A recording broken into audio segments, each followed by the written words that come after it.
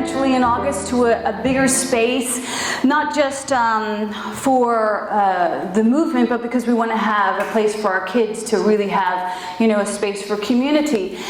And when we do that kind of a growth, when we're in that kind of a growth, it feels like big eagle energy. I saw like 8 eagles in the past week when I was up in Wisconsin. Maybe it was the one eagle that I saw 8 times. I'm not sure, they all look alike.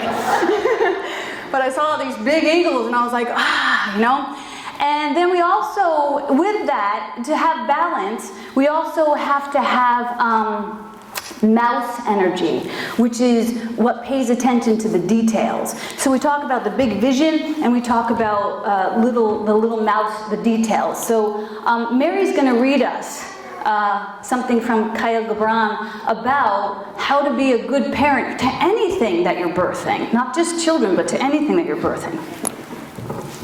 Thought I forgot you, didn't you? Yep. I almost did. Good morning. This is from Khalil Gibran.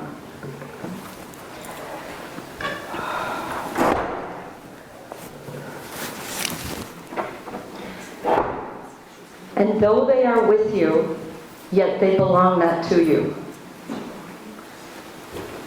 You may give them your love, but not your thoughts, for they have their own thoughts. You may house their bodies, but not their souls, for their souls dwell in the house of tomorrow, which you cannot visit, not even in your dreams.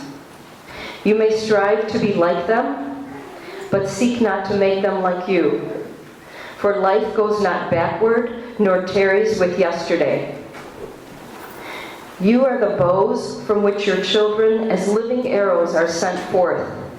The archer sees the mark upon the path of the infinite, and he bends you with his might, that his arrows may go swift and far. Let your bending in the archer's hand be for gladness. For even as he loves the arrow that flies, so he loves also the bow that is stable. That's from Khalil Gibran.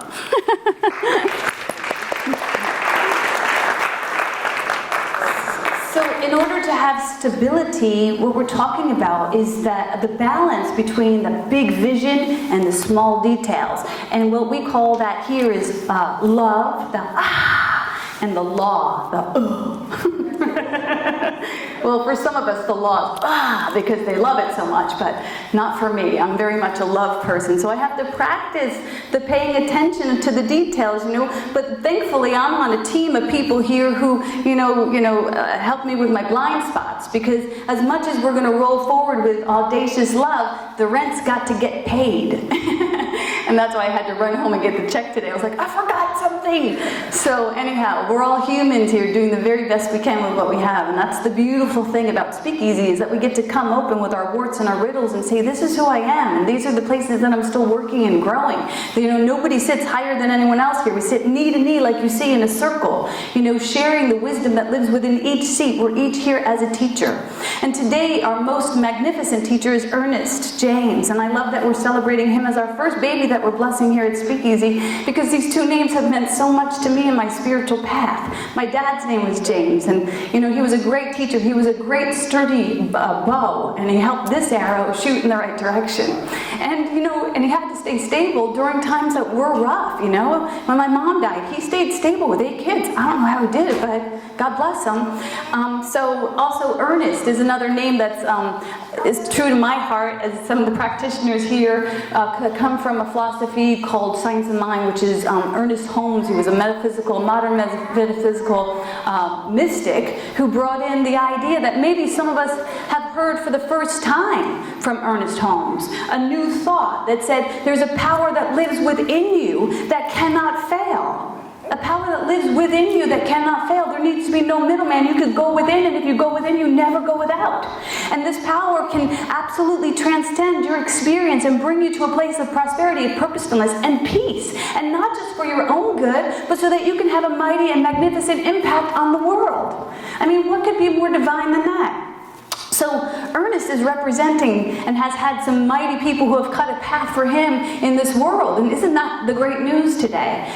So here at Speakeasy, we like to help people to engage with what these two way showers were telling us. Ernest said, be responsible for yourself. Be responsible for your words.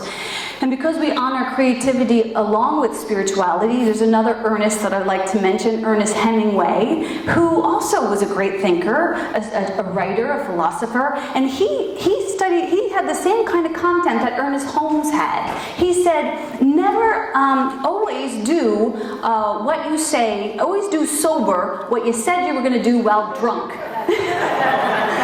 You know? So these two Ernests were saying the same thing. They were saying your word means something. Don't water it down. Don't sugarcoat it. And that's what we try and inspire here at Speakeasy. Your word means something.